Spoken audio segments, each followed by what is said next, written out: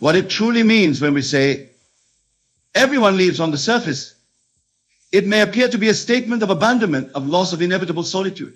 But I tell you, it is a statement of profound truth about the nature of our reality and our journey through this world. You see, in this world of Caesar, in this realm of shadows and reflections, people come and go. Relationships form and dissolve. Even the most steadfast companions will, at some point, depart, if not through choice, then through the natural course of life and death. This is the way of the world we perceive with our physical senses. But I am here to remind you of a greater truth. You are never truly alone. For you are one with the divine, with the creative power of the universe, with what I often refer to as your wonderful human imagination. This is the God within you, and it is ever present, all-powerful, and the true source of all that you experience in your world. When we say everyone leaves, we are acknowledging the transient nature of our external experiences. We are recognizing that all things in this world of Caesar are temporary, fleeting. But in this recognition, we open ourselves to a profound realization. The only constant in your life is you, not the you of flesh and bone, but the divine you, the I am that is your true self.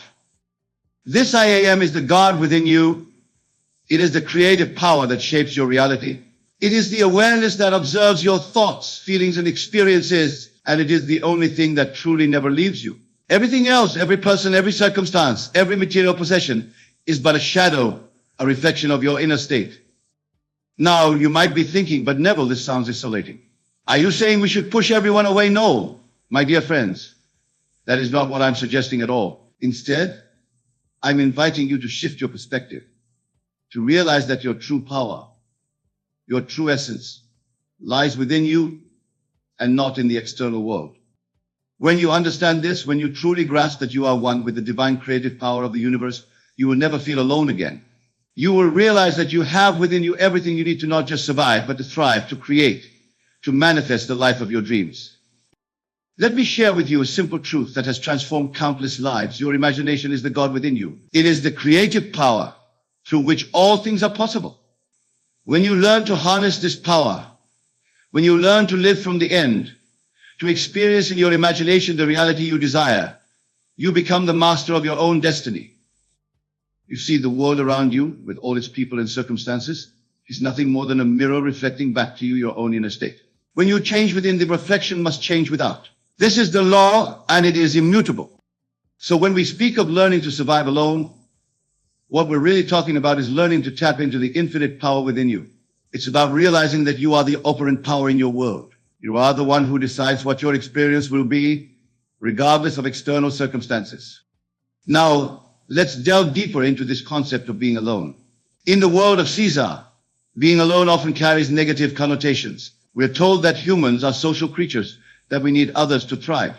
And while it's true that relationships and connections can enrich our lives, it's crucial to understand that true fulfillment, true peace, true power comes from within. When you learn to be comfortable in your own company, when you learn to rely on your own inner resources, you become invincible. No external circumstance can shake you because you know that you carry within you the power to change any situation, to create any reality you desire. This is what it means to truly survive alone. It means to stand firm in the knowledge of who you really are, a divine being, one with God, possessing infinite creative power. It means to live from that state of awareness, to operate in the world from that unshakable foundation. But how do we achieve this state? How do we come to this realization and begin to live from it? The answer, my friends, lies in the practice of what I call the law. This law is simple yet profound. Imagine the reality you desire, feel it as real, and it must come to pass in your external world. You see, your imagination is not some fanciful, idle daydreaming. It is the very workshop of creation. When you imagine, you are engaging the God within you. You are exercising your divine creative power. And when you couple that imagination with feeling, when you feel the reality of what you've imagined, you set in motion the forces that will bring that imagined reality into your physical experience. This is how you not only survive but thrive when everyone leaves. You realize that you never needed anyone else to complete you, to fulfill you, to make you whole. You always had within you everything you needed. The people in your life, the relationships, the connections, these are all wonderful expressions of your inner state, reflections of your consciousness. But they are not the source of your happiness, your success, your fulfillment. You are the source. Let me give you an example to illustrate this point. Imagine a young woman who has just gone through a difficult breakup. In the world of Caesar, she might feel lost, alone, incomplete. She might believe that her happiness walked out the door with her former partner. But if this young woman understands the law, if she grasped the truth of her own divine nature, she would see the situation very differently. Instead of focusing on the loss, on the absence, she would turn within. She would use her imagination to create the reality she desires. Perhaps she imagines herself confident, joyful, and fulfilled. Perhaps she feels the reality of being in a loving, supportive relationship. Or perhaps she imagines herself thriving in her career, surrounded by friends, living a life of purpose and passion. The key is this: whatever she imagines and feels as real must by law be reflected in her external reality. This is not wishful thinking or positive affirmations. This is the operation of cosmic law. This is the creative power of God, the human imagination at work.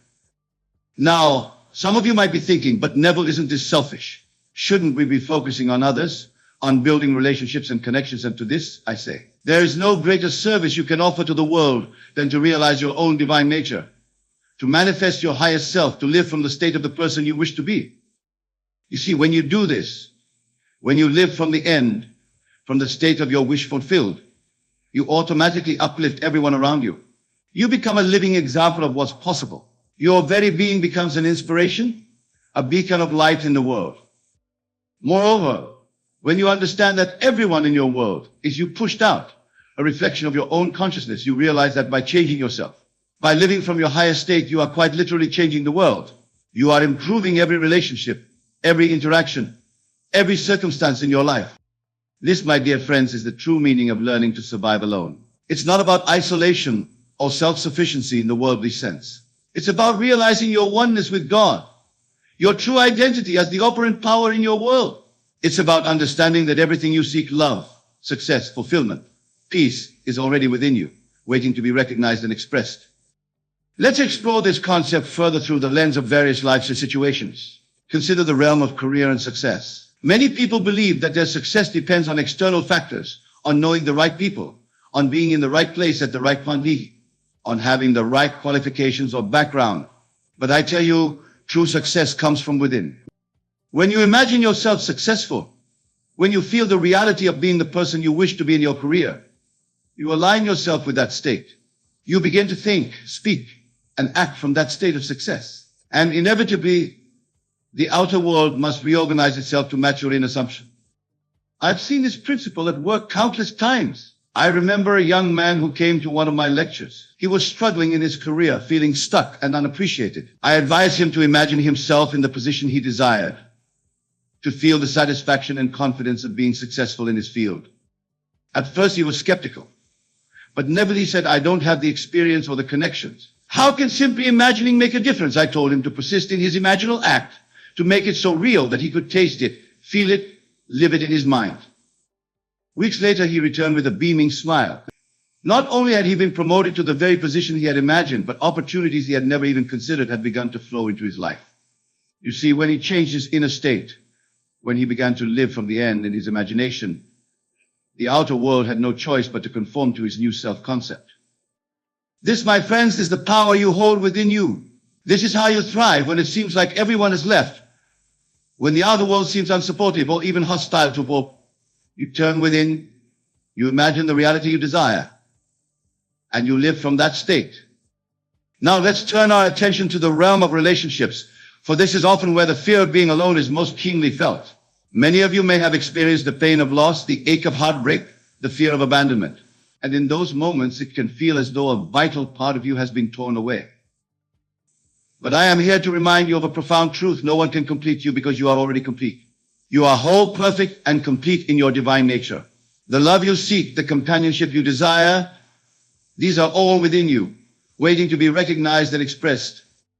When you understand this, when you live from this truth, you free yourself from the desperate need for others to fill a perceived void in your life. You become magnetic, attracting into your life people and relationships that reflect your inner state of wholeness and love.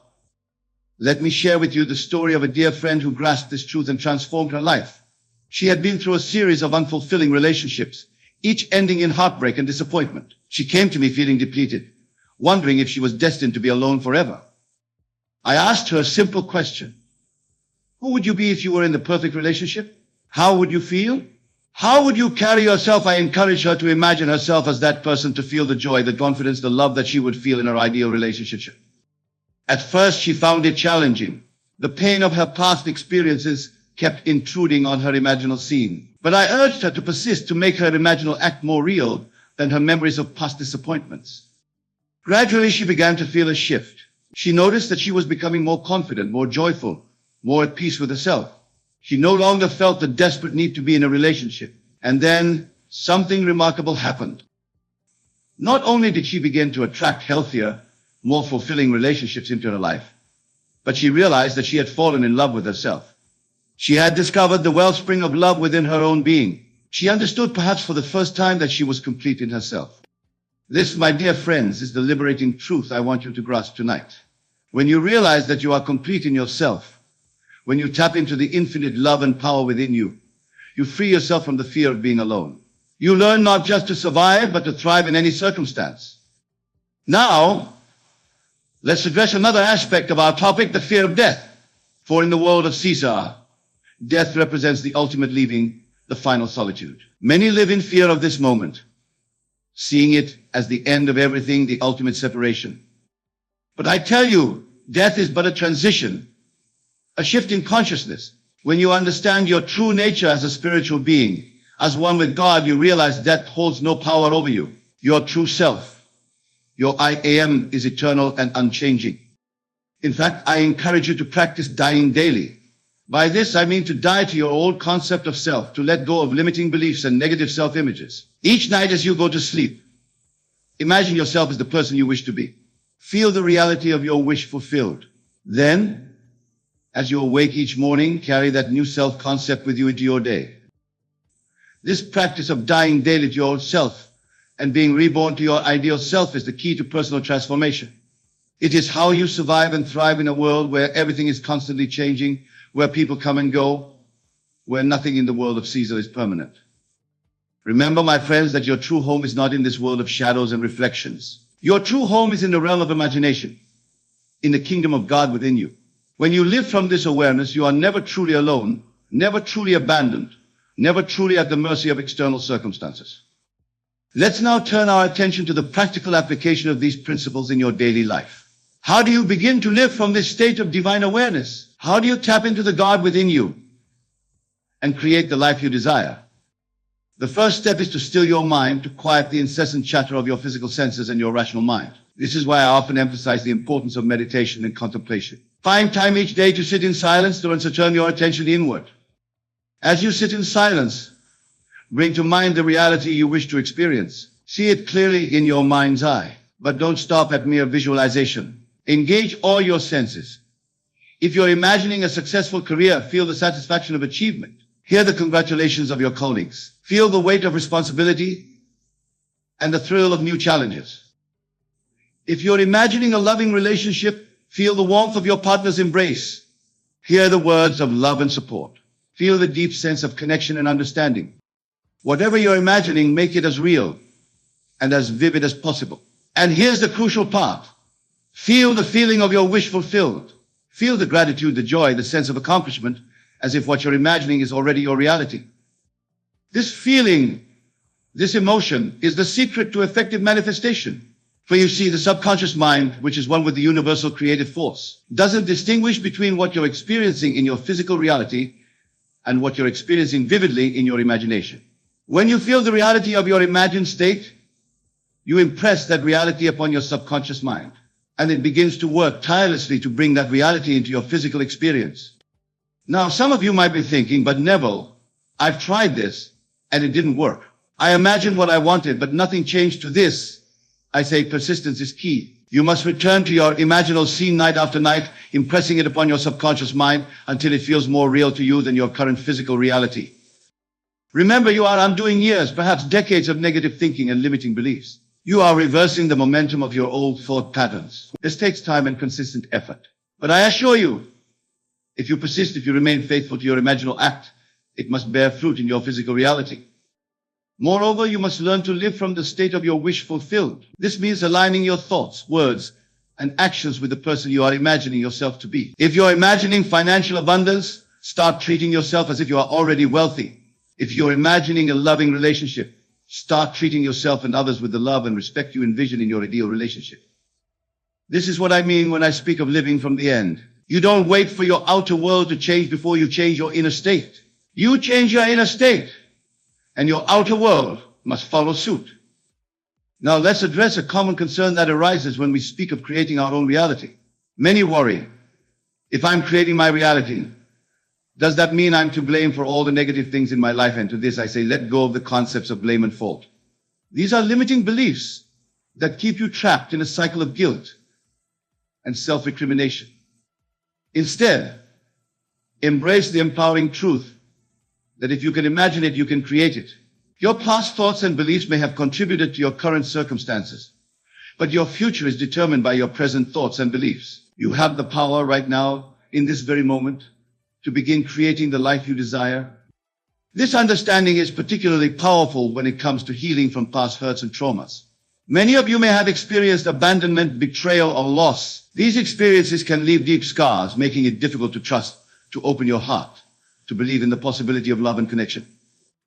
But I tell you, no matter what you've experienced in the past, you have the power to heal. You have the power to rewrite your story, to create a new narrative for your life. And it all begins in your imagination. Imagine yourself healed, whole, and complete.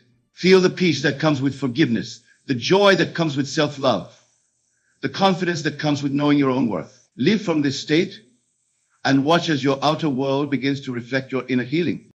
Remember, everyone who has ever hurt you, everyone who has ever left you, was simply playing a role in the story you were telling. As you change your story, as you revise your concept of self, the characters in your life will either change to match your new narrative or they will exit stage left, making room for new characters who align with your new self-concept. This is the true meaning of learning to survive alone. It's about recognizing that you are the author of your life story. You are the creator of your reality. You have within you everything you need to create the life you desire. Now, let's talk about the concept of revision, a powerful technique that can help you reshape your past and consequently your present and future. Revision is not about denying what happened, but about reinterpreting events in a way that empowers you and aligns with your desired reality.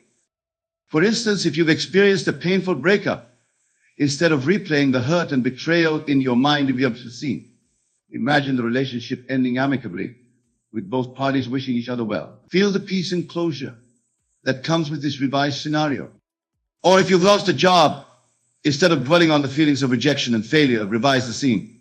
Imagine your former employer congratulating you on moving on to bigger, better opportunities. Feel the excitement and optimism of new beginnings. By revising past events in your imagination, you're not changing what physically happened, but you are changing your emotional response to those events. And since your emotional state is what creates your reality, this revision can have a profound impact on your present and future experiences. This practice of revision is particularly powerful when it comes to healing feelings of abandonment or betrayal. Instead of seeing yourself as a victim of others' actions, you begin to see yourself as the powerful creator of your own experience. You realize that no one can truly abandon you because you are never alone. You are always one with the divine, with the God within you. Now, I want to address something that many of you may be feeling as you hear these words. You might be thinking, Neville, this all sounds wonderful, but it feels selfish. Shouldn't we be focusing on helping others, on making the world a better place? To this I say, there is no greater service you can offer to the world than to realize your own divine nature and to live a nature. When you tap into the God within you, when you begin to create consciously and deliberately, you become a beacon of light in the world. Your very being uplifts those around you. Moreover, when you understand that everyone and everything in your world is you pushed out, a reflection of your own consciousness, you realize that by changing yourself, you are changing the world. As you cultivate love, peace, and abundance within yourself, you naturally extend these qualities to everyone in your world. This is the true meaning of being your brother's keeper. It's not about trying to change others or fix their problems. It's about embodying the change you wish to see in the world. It's about living from the state of the person you wish to be. And in doing so, inspiring others to recognize their own divine nature. Let me share with you a powerful practice that can help you embody this understanding. Each night, before you go to sleep, I want you to imagine yourself as the person you wish to be. See yourself living the life you desire, embodying the qualities you admire. But don't stop there. As you imagine this ideal version of yourself, extend that same love, success, and fulfillment to everyone in your world. See everyone around you thriving, joyful, and fulfilled. Feel the happiness that comes from knowing that as you prosper, so does everyone in your world. This practice not only accelerates your own manifestation process, but also cultivates a deep sense of connection and oneness with all of life. You begin to understand experientially that there is no separation, that we are all one in consciousness. As you continue this practice, you'll find that your fear of being alone, your fear of abandonment begins to dissolve. You realize that you can never truly be alone because you are one with all of life. You are one with God, the creative power of the universe. Now let's delve deeper into the concept of states of consciousness, for this understanding is crucial to mastering the art of conscious creation. Every experience you have, every circumstance in your life, is the result of the state of consciousness you're occupying. A state is simply a mindset, a way of being. It's the sum total of your thoughts, beliefs, and feelings about yourself and the world. When you change your state, when you shift your consciousness to embody different thoughts, beliefs, and feelings, your experience must change to match your new state. This is why it's so important to mind your inner conversations, to be aware of the thoughts you're thinking and the emotions you're feeling throughout your seal. These inner conversations, these habitual thought patterns, are creating your reality. If you find yourself constantly thinking thoughts of lack, of loneliness, of abandonment, you're occupying a state that will continue to create experiences that match those thoughts. But the moment you shift your consciousness, the moment you begin to think thoughts of abundance, of connection, of divine companionship, you move into a new state. And your reality must shift to reflect this new state. This understanding is particularly powerful when it comes to dealing with the fear of being alone. You see, loneliness is a state of consciousness. It's not determined by your external circumstances, but by your inner perception of those circumstances. You can be in a room full of people and feel desperately alone if you're occupying a state of loneliness. Conversely, you can be physically alone and feel deeply connected and fulfilled if you're occupying a state of divine companionship, of oneness with God. The key then is to consciously choose the state you wish to occupy. And you do this through your imagination. By imagining yourself in the state you desire, by feeling the reality of that state, you begin to shift your consciousness. And as your consciousness shifts, your reality must follow suit. Let me give you a practical exercise to help you master this skill of state shifting. Choose a state you wish to embody. Perhaps it's confidence, or love, or success. Now, close your eyes and imagine a scene that implies you are already living from that state. Make it as vivid and as real as possible. For instance, if you're imagining the state of confidence, you might see yourself giving a powerful presentation to a room full of attentive listeners. Feel the confidence coursing through your body. Hear the applause at the end of your talk. Feel the satisfaction of knowing you've made a positive impact. Now, here's the crucial part. Carry this feeling with you throughout your day. When you interact with others, when you go about your tasks, do so from this state of confidence. Speak, think, and act as the confident person you've imagined yourself to be. At first, this might feel like you're pretending or playing a role. But I assure you, as you persist in this practice, it will become more and more natural. You'll find yourself spontaneously thinking and acting from this new state. And as you do, you'll see your outer world begin to reflect your inner state. This practice of consciously choosing and occupying states is the key to mastering your life experience. It's how you learn not just to survive, but to thrive, regardless of external circumstances. It's how you become the conscious creator of your reality. Now, I want to address a question that often arises when we discuss these principles. Many ask, Neville, if I can create my reality through my imagination, why do bad things stay? Why do I still experience loss and pain? To this I say, remember that you are in the process of awakening to your true nature as a divine creator. You are learning to use the power of your imagination consciously and deliberately. But for much of your life, you've been creating unconsciously, reacting to circumstances rather than consciously choosing your state. Moreover, you are surrounded by the thoughts and beliefs of others, by societal conditioning that often runs counter to these principles. It takes time and practice to overcome these influences and to consistently create from a place of conscious awareness. But here's the empowering truth. Even when challenging circumstances arise, you have the power to choose how you respond. You have the power to revise your experience, to find the gift in every situation, to use every experience as an opportunity for growth and expansion. This is what it means to be the operant power in your world. It doesn't mean that you'll never face challenges or that everything will always go smoothly. It means that you have the power to choose your response to every situation, to create meaning from every experience, to use every circumstance as a stepping stone to your desired reality. As we near the conclusion of our discussion, I want to leave you with a powerful reminder. You are never truly alone. The God within you, your own wonderful human imagination, is your constant companion, your unfailing friend, your source of infinite possibility.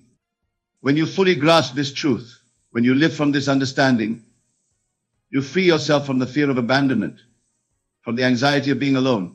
You realize that everything you seek, love, companionship, success, fulfillment, is already within you, waiting to be recognized and expressed. So, my dear friends, as you go forth from this place, I encourage you to practice living from the state of your wish fulfilled. Imagine the reality you desire. Feel it as real and persist in that feeling. Know that as you do this, you are engaging the creative power of the universe. You are activating the God within you. Remember, everyone leads in the world of Caesar, but in the world of spirit, in the kingdom of God within you, you are never alone. You are one with the source of all creation, one with the power that shapes universes. Embrace this truth. Live from this understanding, and watch as your world transforms to reflect the divine being that you truly are. Thank you, and may God bless you all.